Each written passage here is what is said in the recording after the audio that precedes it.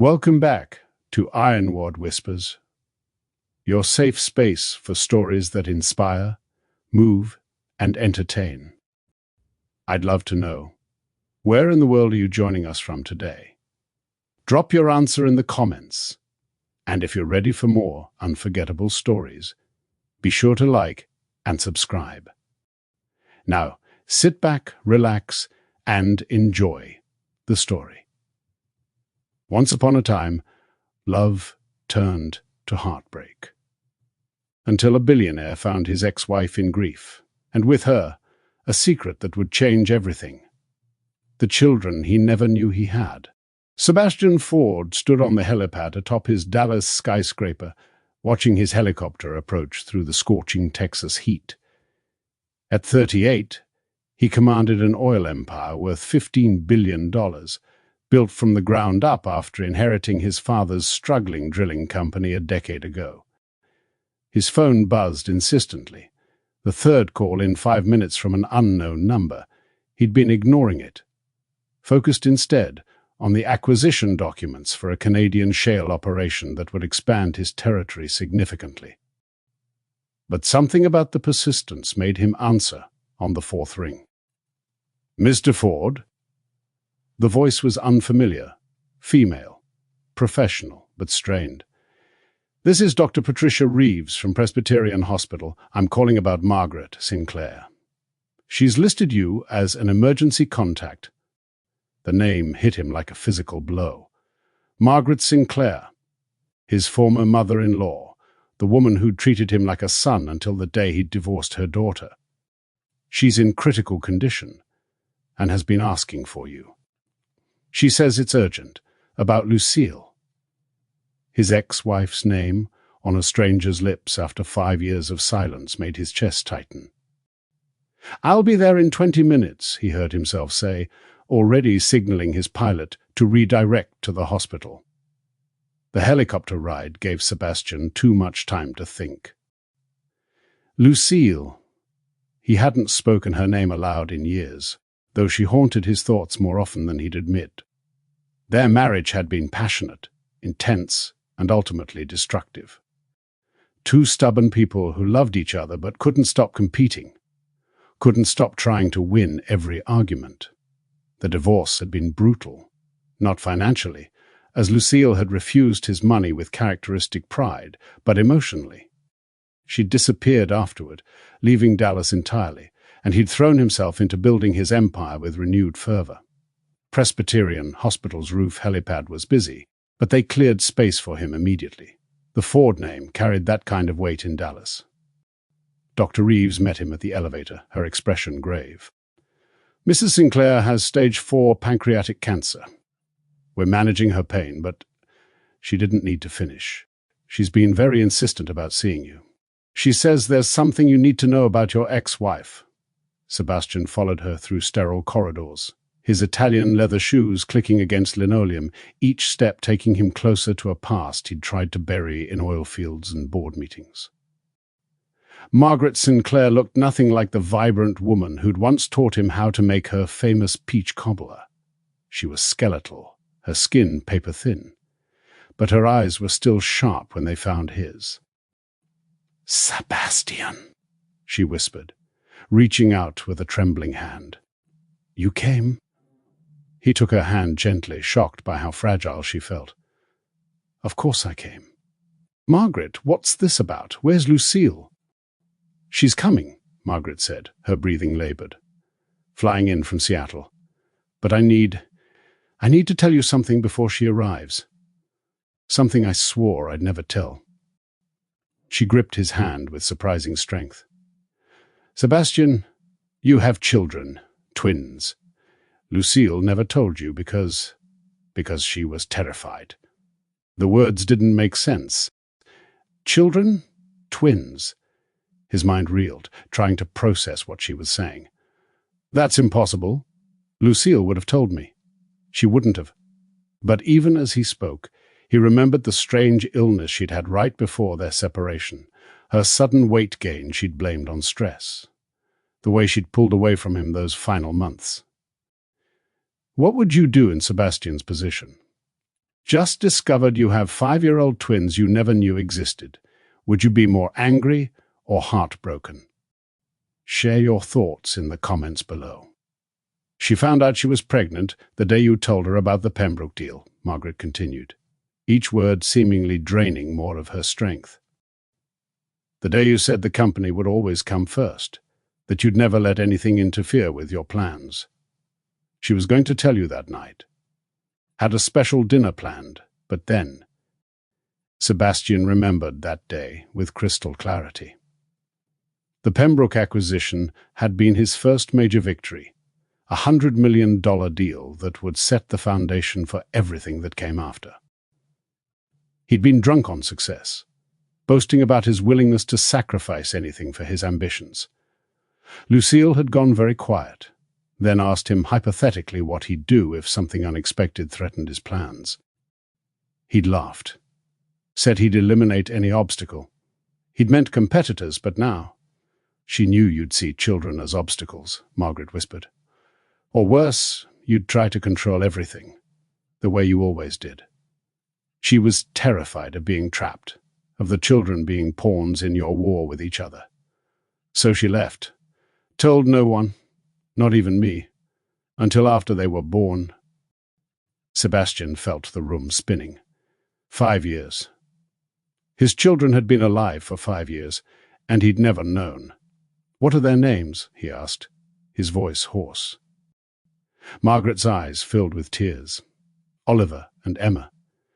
They're beautiful, Sebastian. They have your eyes. Emma has your stubborn chin. They're so smart, so curious about everything. Her voice faded as a coughing fit took her. The door burst open, and Sebastian's world tilted further off its axis.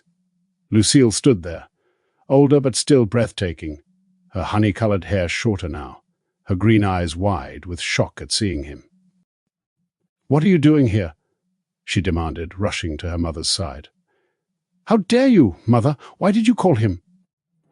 Margaret gripped both their hands, using her last reserves of strength to pull them closer. "Because I'm dying, Lucy. And secrets die hard, but they shouldn't outlive the secret keeper." "Mother, no," Lucille pleaded, but Sebastian could see the truth in her panicked expression. It was real. The children were real. 5 years, Lucille, he said, his voice deadly quiet. 5 years you've kept my children from me. She faced him then, her chin raised in that defiant way he remembered so well. "They're my children, Sebastian. Mine. You gave up any right to them when you chose your empire over our family." The old fire sparked between them, but Margaret's weak moan brought them back to the moment. This wasn't the time or place for their war to resume. "Promise me," Margaret gasped, looking between them. "Promise me you'll do right by those babies. They deserve to know both their parents, to be loved by both of you. Not separately, not as weapons against each other, but truly loved." Her eyes fixed on Sebastian. "They don't know about you. Lucy told them their father died before they were born. But they're starting to ask questions, starting to notice things. Oliver especially. He's so much like you, always building things, always asking how things work." "Mother, please," Lucille begged, tears streaming down her face. "Don't do this." "Not now." But Margaret continued, determined to say her piece. "And you," she turned to Lucille, "you were wrong to hide them, wrong to let your pride and fear rob them of their father. Sebastian has his faults, God knows, but he would have loved them. He would have—" A violent coughing fit cut her off, and Dr. Reeves rushed in with nurses. "I need you both to step outside," she said firmly. As they were ushered into the hallway, Sebastian heard Margaret's last whispered words, "Fix this. For them." In the harsh fluorescent light of the hospital corridor, Sebastian and Lucille faced each other for the first time in 5 years. She looked exhausted, dark circles under her eyes, wearing jeans and a wrinkled t-shirt that suggested she'd rushed here from the airport. So different from the polished corporate lawyer he'd married. "Don't," she said when he opened his mouth. "Don't you dare judge me. You have no idea what I've been through, what I've sacrificed. Sacrificed." Sebastian's voice rose, causing a passing nurse to glance their way nervously. He forced himself to lower it. "You stole 5 years of my children's lives from me." 5 years, Lucille. First steps, first words, first days of school. How could you? She laughed bitterly. How could I? Do you remember our last fight? Do you remember telling me you'd sue for full custody of any child we had because you'd never let anyone have that kind of power over you? Do you remember saying children were leverage, nothing more? The words hit him like physical blows because he did remember, vaguely, drunkenly, in the midst of one of their vicious arguments. But he'd never meant. That was said in anger, Sebastian protested. You can't have based such a monumental decision on words spoken during a fight. Lucille's eyes flashed with the old fire. It wasn't just the words, Sebastian. It was everything. The way you controlled every aspect of our lives. The way you had to win every argument. The way your company always came first. Do you know why I was so sick those last months? It wasn't just morning sickness. It was terror. Pure terror at the thought of bringing children into our toxic dynamic. So you decided unilaterally that I didn't deserve to know them. That they didn't deserve to know me. Sebastian ran his hands through his hair, a gesture she recognized as his tell for extreme stress. What gives you the right? Motherhood gives me the right, Lucille shot back. The moment I felt them moving inside me, I knew I'd do anything to protect them, even if it meant protecting them from their own father. From us. From what we became when we were together. Dr. Reeves emerged from Margaret's room, her expression grave. She's stable for now, but we need to be realistic. We're talking hours, maybe a day at most. She's asking for both of you. They filed back in, their argument temporarily shelved in the face of Margaret's mortality. The dying woman looked even smaller, more fragile, but her eyes were alert. Good, she whispered. You're both here. Now listen, because I don't have energy to repeat this. I've been helping Lucy these past 3 years, Margaret continued with effort. Moved to Seattle to be near them after Harold died. Those children, they're extraordinary, but they need more than we can give them. They need their father. She looked at Sebastian. And you need them. You've become cold, Sebastian. Harder than the man my daughter fell in love with. But children have a way of melting the hardest hearts. Then to Lucille. And you need to let go of your fear. The man you were so scared of doesn't exist anymore. Look at him. Really look at him. He's not the same person who hurt you. I want to meet them, Sebastian said quietly. I want to know my children. Lucille stiffened beside him, but Margaret squeezed her hand. Lucy, it's time. You know it's time. Lucille was silent for a long moment, then, they think you're dead. How am I supposed to explain that their father has been alive all this time? That I lied to them? The pain in her voice was real, and despite his anger, Sebastian felt a twinge of sympathy. She'd backed herself into an impossible corner. We'll figure it out, he said, surprising himself with the we. But I won't be kept from them any longer. I'll take legal action if I have to, Lucille. Don't force me to. Margaret made a sound of distress. No courts. Promise me no courts. You work this out between you for the children's sake. They both looked at the dying woman who'd been mother to them both in different ways. We promise, they said in unison, though neither was sure how they'd keep that promise. They spent the next hours by Margaret's bedside, taking turns holding her hand, sharing memories of better times. Sebastian told her about the international award his company had won for innovative extraction techniques that minimized environmental impact, something Margaret, an environmental activist in her younger days, had always pushed him toward.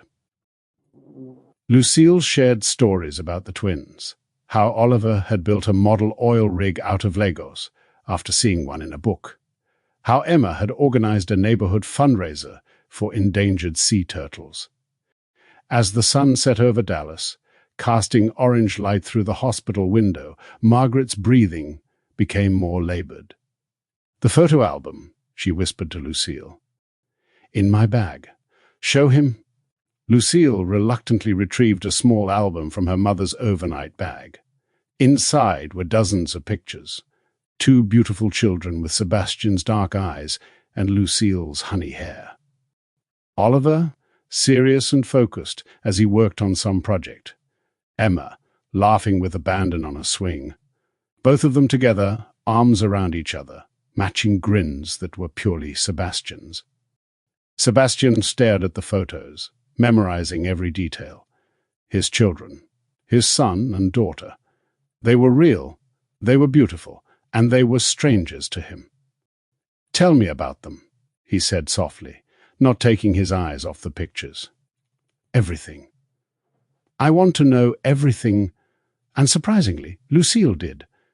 Perhaps it was her mother's presence, or the weight of the moment, but she began to talk. Oliver was brilliant with mechanics, always taking things apart to see how they worked. He was quiet, thoughtful, sometimes too serious for a 5-year-old.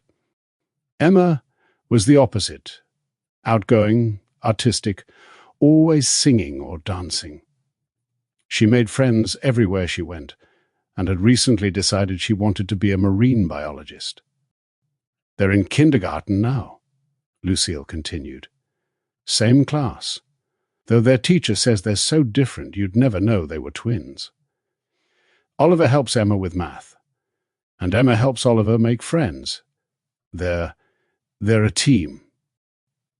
Her voice broke on the last word, and Sebastian saw her vulnerability for the first time in years. She was scared, not of him, but of losing the life she'd built, of traumatizing the children she'd protected so fiercely. Margaret's hand tightened on theirs. "Together," she whispered. "You do this together, for them." And as the monitors began their final, urgent beeping, they both whispered their promise again. Margaret passed at 11:47 p.m., surrounded by the family she'd tried so hard to unite. The next hours were a blur of paperwork, arrangements, and phone calls. Sebastian handled what he could, using his connections to smooth the process, while Lucille sat in the hospital chapel, presumably calling whoever was watching the children in Seattle. When she emerged, her eyes were swollen from crying, but her composure was intact. "I need to get back," she said.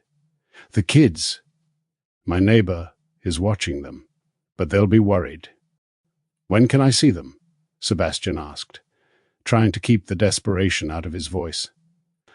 Lucille looked at him for a long moment. "Come to Seattle for the funeral. It's in 3 days. We'll figure something out after." It wasn't much, but it was more than he'd had that morning. "I'll be there," he promised. "And Lucille, I'm sorry about your mother. She was a remarkable woman." For a moment, her mask slipped. "She loved you, you know. Even after everything. She said you were the son she never had." Then the mask was back, and she was walking away, leaving Sebastian alone with his thoughts and a small photo album she'd forgotten in her grief. Sebastian's Gulfstream cut through the night sky toward Dallas, but he barely noticed the luxury that usually comforted him. The photo album lay open on the table before him, and he studied each picture like a man dying of thirst studies a map to water. Oliver building a sandcastle with intense concentration. Emma in a tutu, mid-twirl, both of them asleep in the back of a car, Oliver's protective arm around his sister, even in sleep. His children. The word still felt foreign, impossible. He thought about calling his lawyer, starting custody proceedings immediately, but Margaret's dying wish stopped him. No courts. Work it out together. But how could he work with a woman who'd hidden his children for 5 years? How could he trust her? His phone rang. James Chen, his CFO, probably calling about the Canadian deal. Sebastian let it go to voicemail. For the first time in his career, Ford Industries wasn't his primary concern. He had children, twins, and they thought he was dead. Back in Dallas, Sebastian called an emergency meeting with his legal team, not to file custody papers but to understand his rights. The lawyers were shocked by the revelation but eager to fight. "We could bury her in litigation," his lead counsel, Patricia Vance, said. "No judge would look favorably on a mother who denied a father access to his children for 5 years, especially with your resources and standing." But Sebastian remembered Margaret's plea, remembered the fear in Lucille's eyes. His children had been raised by a single mother who loved them fiercely. Did he want their first impression of him to be as the man who destroyed their mother in court? "I want options, not war," he told Patricia. "These are my children, not business assets. Find me precedents for successful co-parenting after extended absence. And I want the best child psychologists in the country on standby. When my children learn I'm alive, I want to handle it right." Patricia nodded, making notes. "What about financial support? 5 years of back-child support could be substantial." Sebastian almost laughed, as if money was what mattered here. "Draw up papers for a trust fund. 5 million each, accessible when they turn 18, and start the paperwork to add them to my will. If nothing else, his children would never want for anything material." Sebastian flew to Seattle the day before the funeral, checking into the Four Seasons downtown. The city was grey and drizzling, fitting his mood perfectly. He'd sent Lucille a message with his arrival details, half expecting her to ignore it. Instead, she responded with an address and a time, tomorrow, 2 p.m., after the funeral. "We need to talk before you meet them." The address was for a park, neutral ground. Smart. He spent the evening researching everything he could about raising children after traumatic revelations. The literature was depressing. Children who discovered fundamental lies about their lives often struggled with trust issues for years. But there were success stories too, families who'd navigated similar situations with patience, honesty, and professional help. He ordered books on Amazon, downloaded parenting apps, and felt completely out of his depth. He could negotiate billion-dollar deals, but how did you explain to a 5-year-old that you weren't actually dead? St. Mary's Episcopal Church was small but packed with mourners. Margaret had clearly touched many lives in her 3 years in Seattle.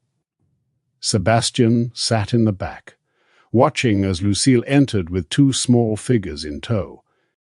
His breath caught. Oliver was in a tiny black suit, his face serious, as he held his mother's hand. Emma wore a black dress with small flowers on it, her hair in pigtails. She was crying quietly, and Oliver kept reaching over to pat her shoulder. The protective gesture was so mature, so beyond his years, that Sebastian's heart clenched. Throughout the service, he couldn't take his eyes off them. The way Oliver sat perfectly still, absorbing everything. The way Emma leaned into her mother, seeking comfort. The way Lucille managed them both with quiet efficiency, producing tissues and whispered reassurances as needed. She was a good mother. Whatever else had happened between them, he could see that she was a devoted, caring mother. When it came time for eulogies, Lucille spoke about her mother's strength, her kindness, her unwavering support. "She taught me that love means doing hard things sometimes," Lucille said, her eyes finding Sebastian's across the church. "That sometimes protecting those we love requires difficult choices." True to her word, Lucille met him at the park at 2 p.m. She looked exhausted, grief and stress etched in every line of her face. "They're with my friend Sarah," she said without preamble. "We have an hour." They walked to a bench overlooking Puget Sound, the Space Needle visible in the distance. "How do you want to do this?" Sebastian asked, forcing himself to be calm, reasonable. This wasn't a hostile takeover. This was about his children's well-being. "I've been thinking about it non-stop," Lucille admitted. "I can't just spring it on them." "Hey, kids, remember how I said your dad died? Well, surprise, they'll never trust me again." She rubbed her temples. "I thought maybe we could start slow. Introduce you as a friend first. Let them get to know you before we tell them the truth." Sebastian wanted to protest. He'd already lost 5 years, but he saw the wisdom in her plan. "How long?" he asked. "How long before they know I'm their father?" "A few weeks, maybe a month," Lucille said. "I need to prepare them. Maybe work with a child psychologist to figure out the best approach. And you—" She turned to face him fully. "You need to figure out how to be in their lives without destroying the stability I've built for them. That means no private jets, no over-the-top gifts, no trying to buy their affection." Sebastian bristled. "I wouldn't." But he stopped, because wasn't that exactly what he'd do? Shower them with everything money could buy. "You would," Lucille said, reading his expression. "Because that's how you show love, with grand gestures and expensive things. But that's not what they need. They need consistency. They need to know you'll show up for soccer practice and parent-teacher conferences, not just swoop in with presents when it's convenient." She was right, and he hated that she was right. "Fine," he agreed. "Your rules. For now. But I want real access, Lucille, not just supervised visits when you decide I'm worthy." An hour later, Sebastian stood outside a modest craftsman house in Wallingford, his heart pounding harder than it had during his first board presentation. Lucille had gone in first to prepare the children for meeting Mommy's friend from Texas. Through the window, he could see them in the living room. Oliver building something with blocks while Emma colored at a small table. His children. Real and alive and about to meet him for the first time they'd remember. "Okay," Lucille said, opening the door. "Remember, you're just Mr. Ford for now. Follow my lead." He nodded, not trusting his voice, and followed her inside. "Oliver, Emma," Lucille called. "Come meet my friend I told you about." They looked up, and Sebastian's world shifted. Oliver's eyes, his eyes, studied him with serious curiosity. Emma bounded over with a bright smile. "Are you the man from Texas?" she asked. "Mummy says you knew Grandma Margaret." Sebastian knelt to their level, his throat tight. "Yes," he managed. "I knew your grandmother very well. She told me all about you too. Said you were the best kids in the whole world." This first meeting between Sebastian and his children is so emotional. Do you think Lucille was right to introduce him as a friend first? Or should she have told them the truth immediately? What would you have done? Comment your thoughts below. Emma giggled at the compliment, but Oliver remained watchful. "How did you know, Grandma?" he asked, his voice quiet but clear. Sebastian glanced at Lucille, who nodded slightly. "I used to live in Texas, where your grandma lived before she moved here. She was like family to me." It wasn't a lie, not really. Margaret had been more of a mother to him than his own had ever been. "Did you know our dad?" Oliver asked suddenly, and the room went still. "Oliver," Lucille said gently, "we talked about this. Mr. Ford is here to—" "It's okay," Sebastian interrupted, his eyes on his son, this serious, too-old child who was so clearly his. "Yes, I knew your dad. We were friends." Another not quite lie. He had been friends with himself, once upon a time, before ambition had consumed everything good in him. Oliver nodded, apparently satisfied, and returned to his blocks. But Emma wasn't done. "Mommy says our dad died before we were born," she announced. "Did you know him when he died?" Sebastian's heart shattered. "No," he said softly. I wasn't there when that happened. They spent the next hour in carefully orchestrated normalcy. Sebastian helped Oliver with his block construction, marveling at the boy's spatial intelligence and problem-solving skills. When a tower wouldn't balance, Oliver studied it from every angle before making precise adjustments. "You're very good at this," Sebastian told him. Oliver looked up, a tiny smile flickering across his serious face. "I want to be an engineer, or maybe an architect. I haven't decided." 5 years old and already planning his career. It was so familiar it hurt. Meanwhile, Emma had decided Sebastian needed to see every piece of art she'd ever created. She dragged out folder after folder of drawings, paintings, and crafts, providing detailed explanations for each. "This is our house, and that's Mommy, and that's Oliver, and that's me, and that's Mr. Bubbles. He's our fish, but he died last month. And that's the rainbow that came after Mr. Bubbles died because Mommy said he was swimming in heaven." She chattered non-stop, and Sebastian hung on every word, storing away each detail about their lives. "Why don't you have any kids?" Emma asked suddenly, apropos of nothing, as children do. Sebastian froze, acutely aware of Lucille's watchful gaze. I've been very busy with work," he said carefully. Sometimes adults focus so much on their jobs that they miss out on important things. It was the most honest he'd been all afternoon. Emma nodded sagely. "Mommy says that's what happened to our dad. He worked too much and got sick." "Emma?" Lucille warned, but Sebastian held up a hand. He wanted to hear this, needed to know what they'd been told. "Your mom is very wise," he said. "Working too much can make you sick in lots of ways." Oliver looked up from his blocks again. "Is that why you're here?" "Because you don't want to get sick like our dad." The boy's perception was uncanny. "Something like that," Sebastian admitted.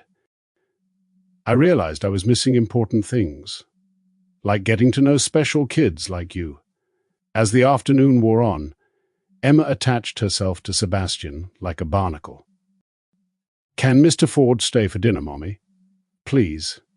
We're having spaghetti." She turned to Sebastian with those eyes, Lucille's eyes, full of hope. "Do you like spaghetti?" Sebastian glanced at Lucille, who looked torn. "I love spaghetti," he said carefully, "but only if your mom says it's okay. She's the boss." The words nearly choked him. Sebastian Ford didn't ask permission from anyone, but he saw Lucille relax slightly. "I suppose that would be all right," she said. "But Mr. Ford probably has a plane to catch back to Texas." It was a test, he realized. Would he push to stay longer, assert his rights, make demands? "Actually," he said, keeping his tone light, "I'm in Seattle for a few days. Hotel food gets boring, but I don't want to impose." He let her have the power, let her make the choice. Emma's pleading wore her down, and soon Sebastian found himself in their small kitchen, watching his children set the table with practiced efficiency, while Lucille cooked. The kitchen was cramped but organized, nothing like the vast culinary spaces in his various homes. Photos covered the refrigerator, the twins at various ages, Lucille and Margaret, friends and celebrations, a life lived fully without him. Sebastian found himself studying a photo of the twins as babies while pretending to help with dinner. They'd been beautiful even then, tiny and perfect. All those milestones he'd missed crashed over him again. First smiles, first teeth, first steps, first words, gone forever. "Oliver, show Mr. Ford where to wash his hands," Lucille instructed, pulling Sebastian from his spiral. Oliver led him to a small bathroom decorated with fish-themed accessories. "Emma picked the decorations," Oliver explained. "She really likes ocean animals." As Sebastian washed his hands, he noticed the step stool by the sink, the 2 toothbrushes in a cup, one blue, one purple. These small evidences of his children's daily lives felt more valuable than any financial report he'd ever reviewed. Dinner was a revelation. The twins had clearly defined roles, Oliver carefully portioning out Parmesan cheese while Emma distributed napkins with artistic flair. They said a simple grace, hands linked around the table, and Sebastian found himself included in their circle. The warmth of their small hands in his made his eyes burn with unshed tears. "Mr. Ford has something in his eye," Emma announced. "Do you need a tissue?" Her concern was so genuine, so immediate, that Sebastian could only nod. As they ate, the children peppered him with questions. What was Texas like? Big and hot. Did he have a horse? No, but he knew people who did. What was his job? He helped find oil and make sure people could heat their homes. Emma was satisfied with simple answers, but Oliver dug deeper. How do you find oil? Isn't oil bad for the environment? Why do we need oil if it hurts the planet? Sebastian found himself explaining geological surveys and renewable energy initiatives to a 5-year-old who absorbed every word. Lucille watched silently, and he caught something in her expression. Surprise? Approval. It was gone too quickly to tell. After dinner, the twins begged Sebastian to stay for story time. "We're reading Harry Potter," Emma announced. "Mommy does different voices for everyone." But Lucille drew the line. "Mr. Ford has been very patient with you two, but it's getting late. Time for baths and bed." The routine that followed was clearly well established. Oliver cleared plates while Emma wiped the table.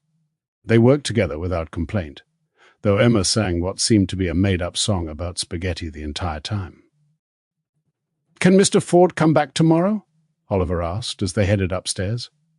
It was the first real interest he'd shown, and Sebastian held his breath. "We'll see," Lucille said, which every parent knew meant probably not. "Mr. Ford is very busy, but he said he's here for a few days," Emma protested. "And tomorrow's Sunday.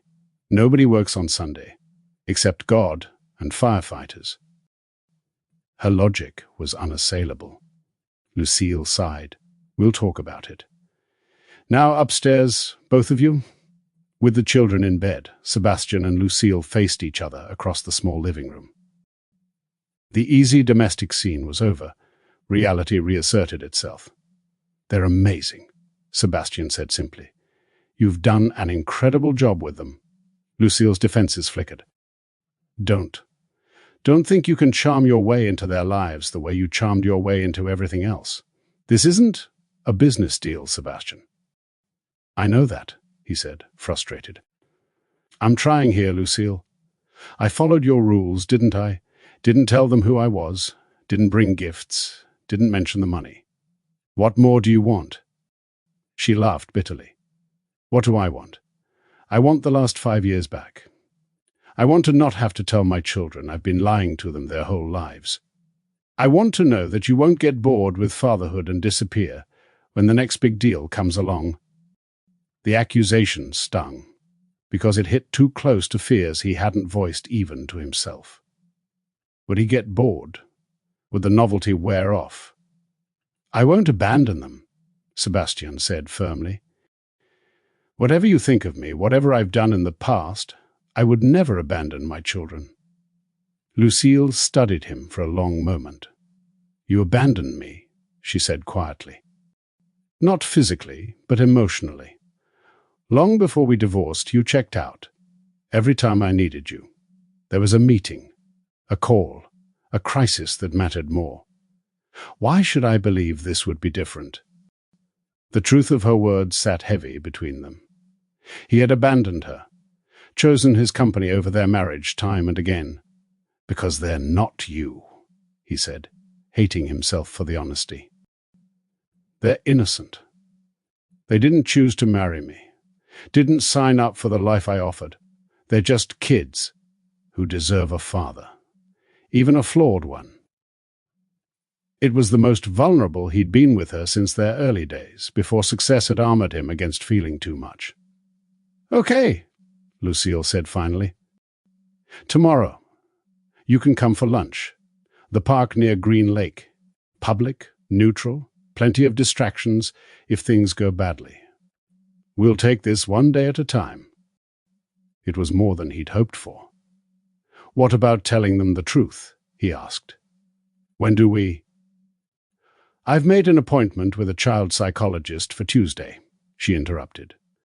"Someone who specializes in family reunification.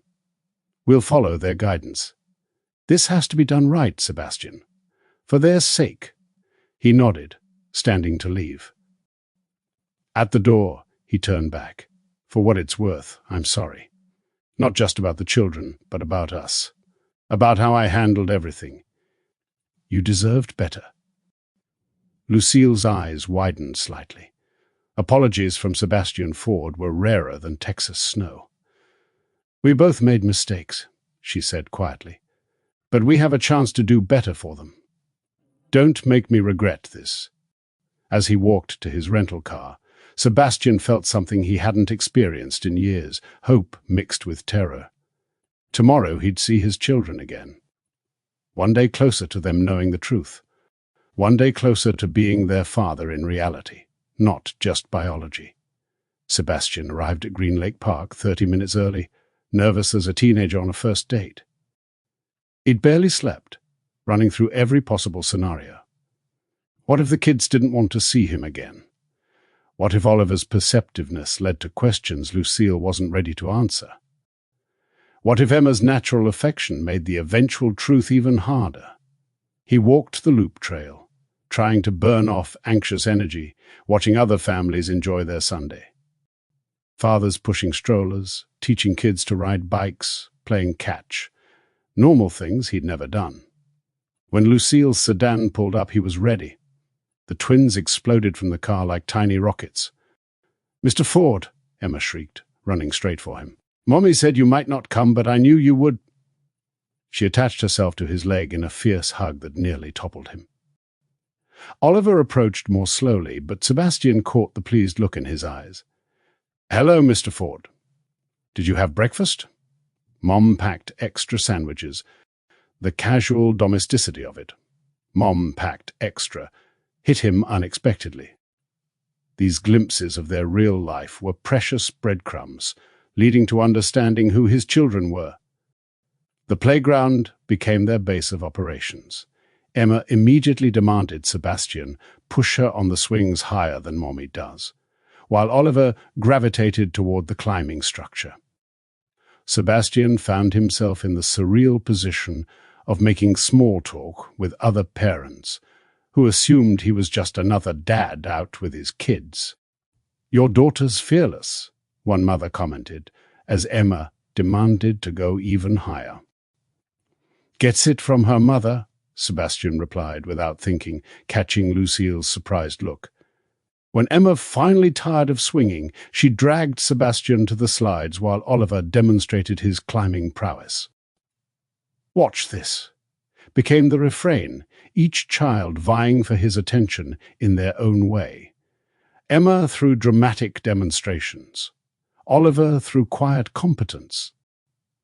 It was like watching two parts of himself reflected back, his showmanship and his perfectionism, filtered through their mother's warmth. Lucille sat on a bench, ostensibly reading but watching everything. Occasionally their eyes would meet, and he'd see her confusion. This wasn't the Sebastian she'd divorced, the one too busy for family, too important for playground duty.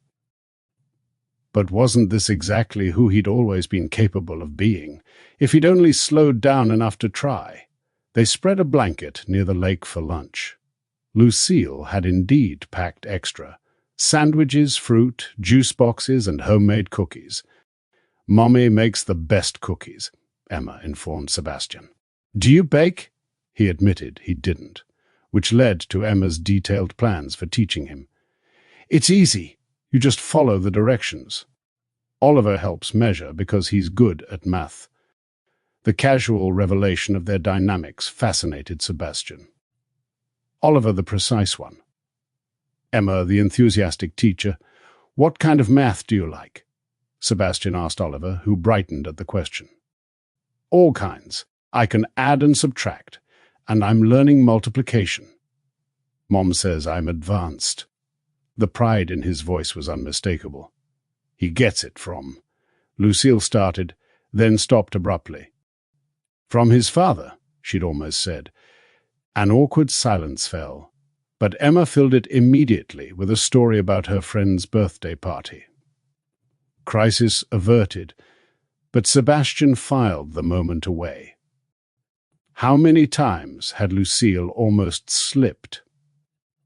How hard had it been to maintain this fiction alone? After lunch, while the twins played on nearby equipment, Lucille and Sebastian cleaned up together. This is harder than I thought, she admitted quietly. Seeing you with them, seeing how natural it is.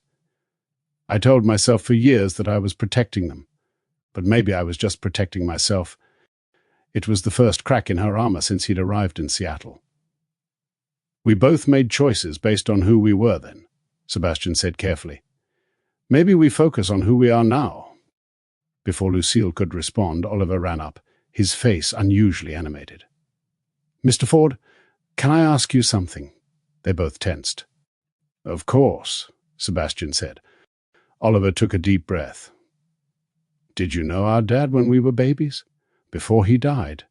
The question hung in the air like a loaded gun. Sebastian glanced at Lucille, whose face had gone pale. Why do you ask? Sebastian said gently. Oliver shrugged, but his eyes remained intense. You look sad sometimes when you look at us. Like you miss him too. Sebastian's heart clenched at his son's perception. 5 years old, and already reading emotions like a veteran. You're very observant, he told Oliver. I did know your dad. And yes, sometimes I feel sad that he's not here to see how wonderful you and Emma are. He would have been very proud of you. It was the truth, even if not the whole truth. He was sad, desperately sad, about all he'd missed.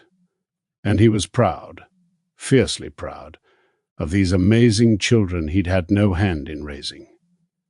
Oliver seemed to process this, then nodded.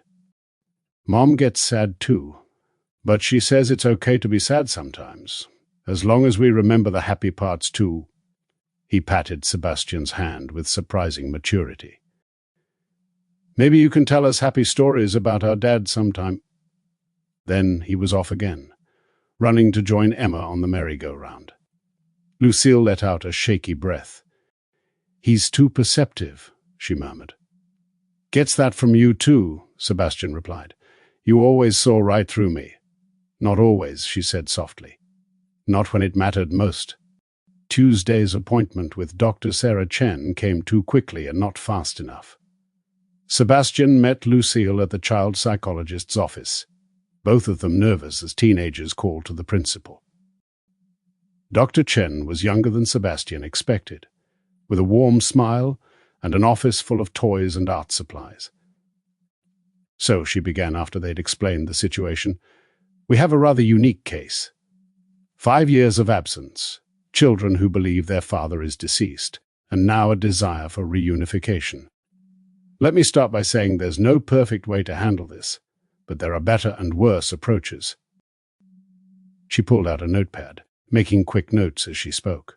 First, the children need to be prepared gradually. You can't simply announce, "Daddy's alive," and expect them to process it well. I suggest introducing the concept that sometimes adults make mistakes, that sometimes people think someone is gone when they're not.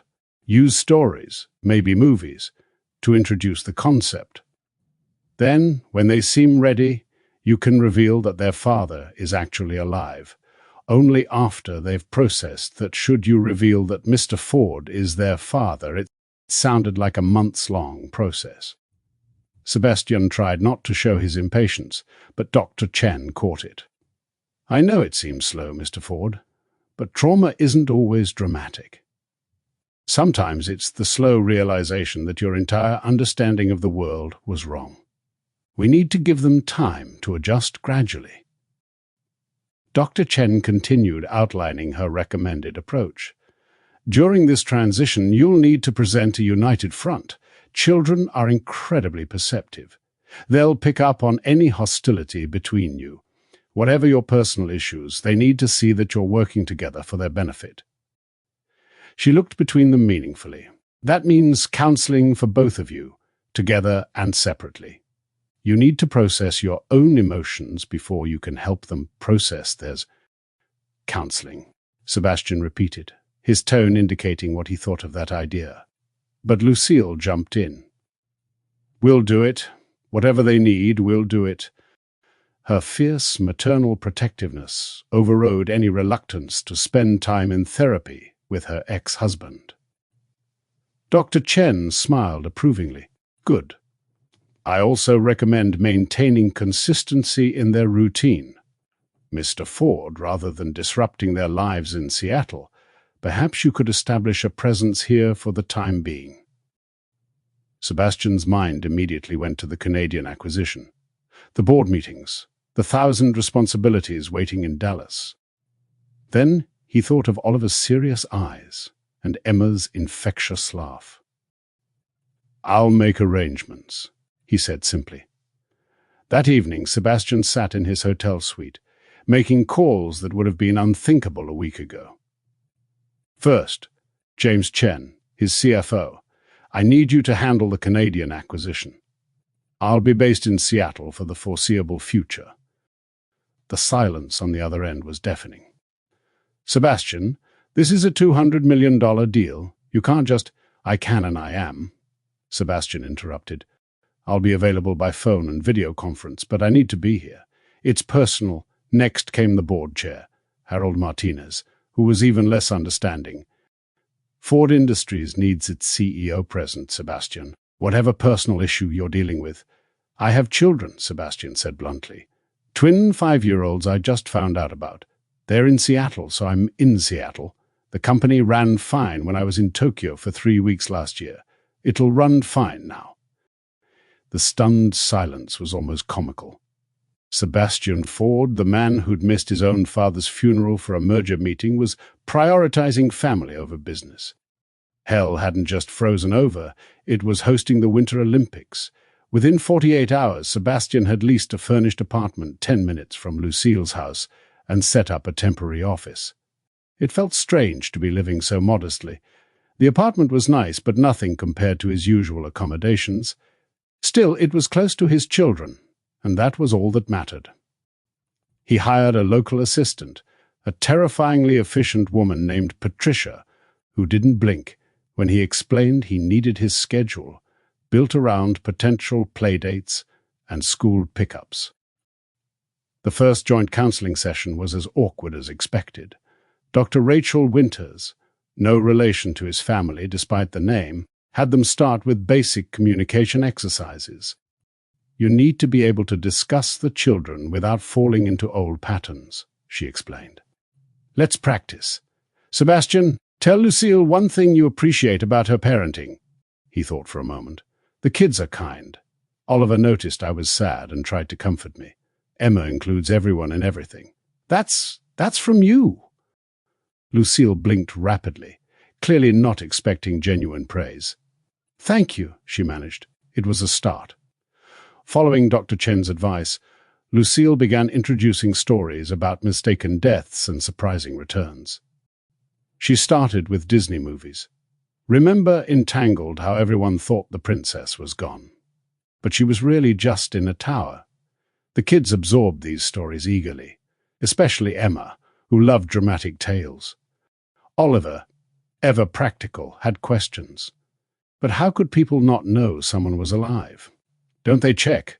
Sebastian, now a regular fixture in their lives as Mr. Ford, supported these conversations carefully. Sometimes people make mistakes, he said during one visit. Or sometimes things happen that no one expects.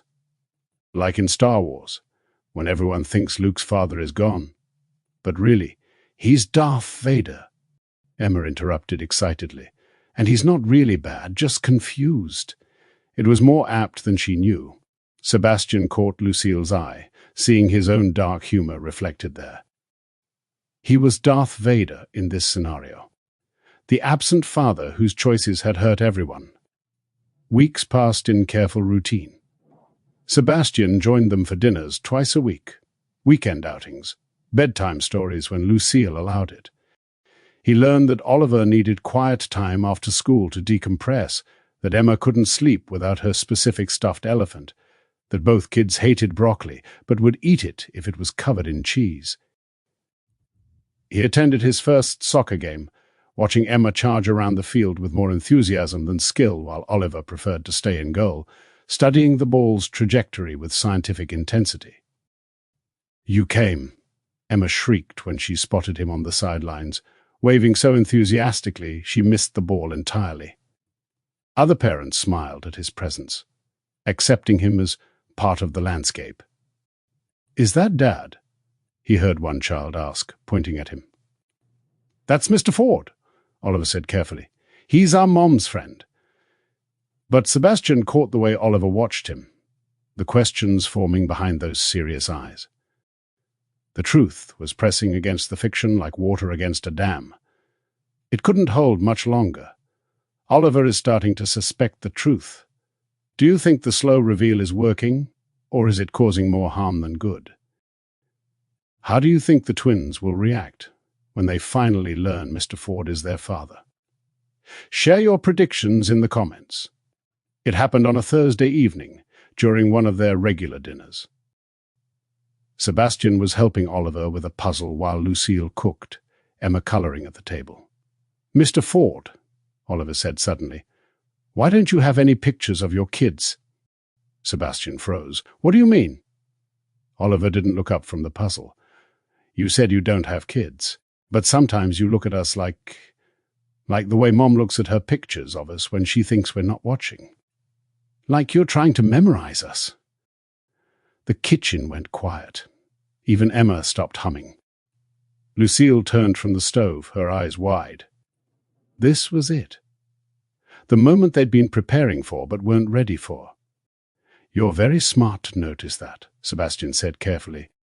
"The truth is, it's complicated." Emma, never one to let things go, pressed forward. "Complicated how? Are your kids lost? Are they sick? Did they—" She gasped dramatically. "Did they die like our dad?" "No one died," Lucille said firmly, coming to sit at the table. She looked at Sebastian, and he saw her make the decision in real time. They'd planned for this, rehearsed it with Dr. Chen, but reality was messier than practice. But Mr. Ford is right, that it's complicated. Sometimes adults make mistakes, big mistakes, and sometimes those mistakes mean that people who should be together aren't. Oliver's puzzle piece hovered in midair as he processed this. "Like divorce?" he asked. "Some kids at school have divorced parents." Lucille nodded. "Similar to that, yes. But in this case, it meant that Mr. Ford didn't get to see his children. For a long time." Emma's face scrunched in confusion. But why? If he has kids, why doesn't he see them? Don't they miss him? Her innocent question cut straight to the heart. Sebastian cleared his throat. "I'm sure they do, even if they don't know it yet. And I definitely miss them. Every single day. How old are your kids?" Oliver asked, and there was something in his voice, a quality that made Sebastian's heart race. Lucille took a shaky breath. "They're 5. Twins, actually. A boy and a girl." The silence that followed felt enormous. Emma continued coloring, but Oliver had gone very still. "Like us," he said quietly. It wasn't a question.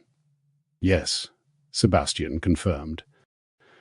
"Exactly like you." More silence.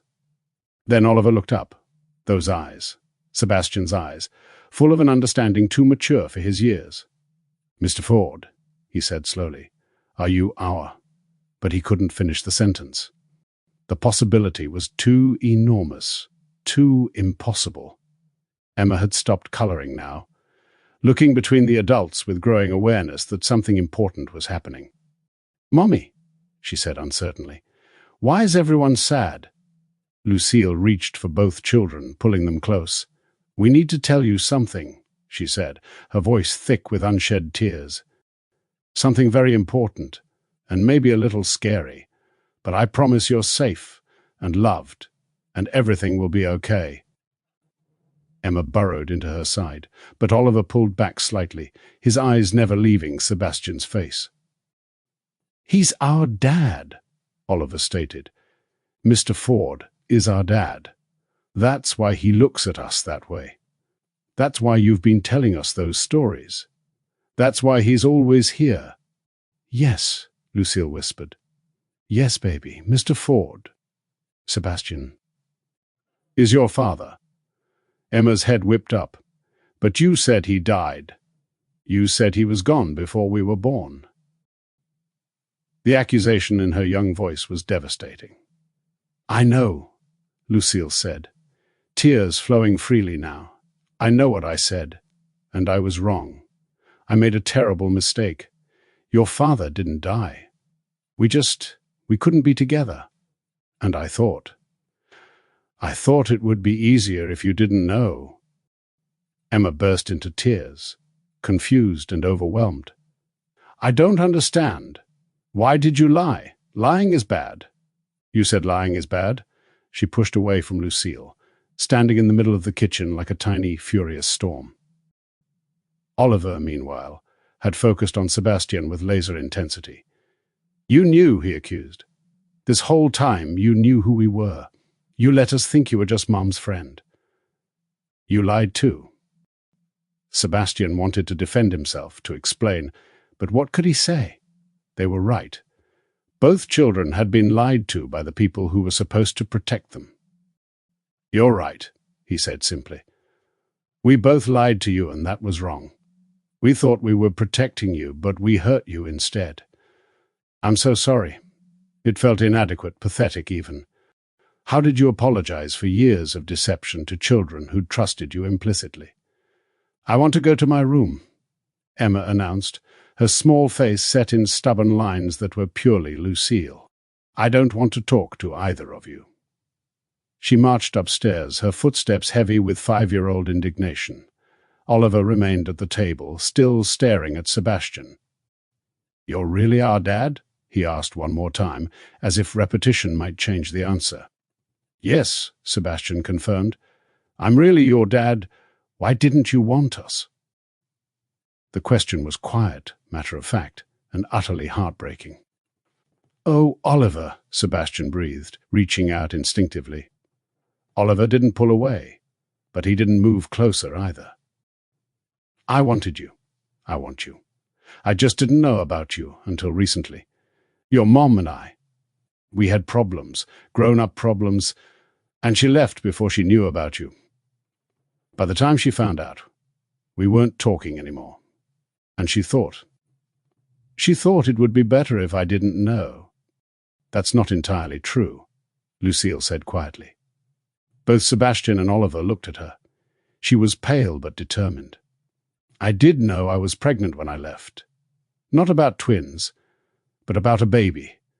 And I chose not to tell your father because I was scared. Scared of fighting over you. Scared of you growing up with parents who couldn't stop hurting each other. But mostly scared that I wasn't strong enough to protect you if things got bad." She looked at Oliver, then up at the ceiling where Emma had fled. "I made a choice that seemed right at the time, but I see now how wrong it was. You deserved to know your father. He deserved to know you. I let my fear take that away from all of you." Oliver absorbed this with his characteristic intensity. "So you're both sorry," he summarized. "And now what? Are you going to get married again? Are we moving to Texas? Is everything different now?" The practical questions of a child trying to make sense of his altered world. Sebastian and Lucille exchanged glances. They'd discussed logistics with Dr. Chen, but hadn't made firm decisions. "We're not getting married," Lucille said gently, "but your dad is going to be part of your life now. The details, we'll figure those out together. As a family, It took an hour to coax Emma from her room, and even then she wouldn't look at either parent directly. Dr. Chen had warned them about this, that each child would process differently, that there would be setbacks and breakthroughs in equal measure. They ended up on the living room couch, the four of them awkward and uncertain. "Can we start over?" Sebastian asked finally. "Not pretend this didn't happen, but start building something new." Emma peeked at him from behind her mother's arm.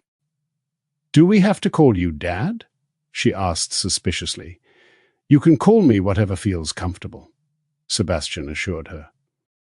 "Mr. Ford, Sebastian, Dad, whatever you want. What about Captain Poopy Pants?" she tested, a tiny smile threatening. Despite everything, Sebastian laughed. "Even Captain Poopy Pants, if that's what you need." It broke the tension slightly. Oliver, ever the mediator, scooted closer to Sebastian. "Will you teach me about oil rigs, the real ones?" "I'll teach you anything you want to know," Sebastian promised. It was a start. What an emotional revelation. The truth is finally out, but the real work is just beginning. "How do you think this new family dynamic will work?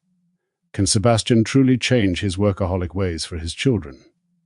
Will the twins fully accept him? Let us know your thoughts on this complex family situation.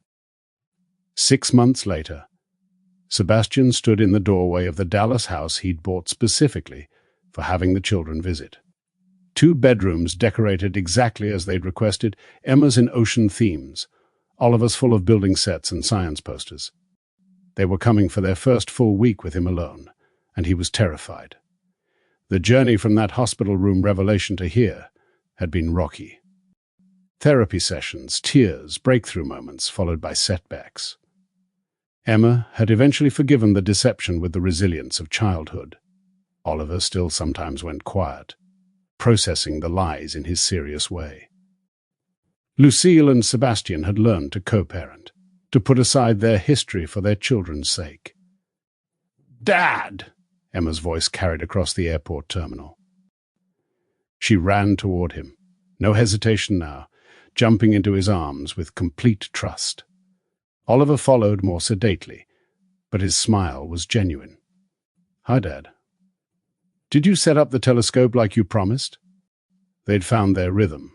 Not perfect, still complicated, but real. Sebastian had kept his promise to prioritize them, restructuring his entire company to allow for flexibility. Lucille had learned to trust him with their care. The children had adapted with the amazing plasticity of youth, incorporating their father into their lives as if he'd always been there, just waiting to be discovered. As they drove toward his house, Emma chattering about her latest ocean conservation project, while Oliver peppered him with questions about renewable energy, Sebastian marveled at the unexpected turns life could take. Margaret Sinclair's dying wish had been honored. They'd figured it out together. For the children. The family Sebastian had never known he'd lost had been found again. Different than it might have been, but no less precious for the journey.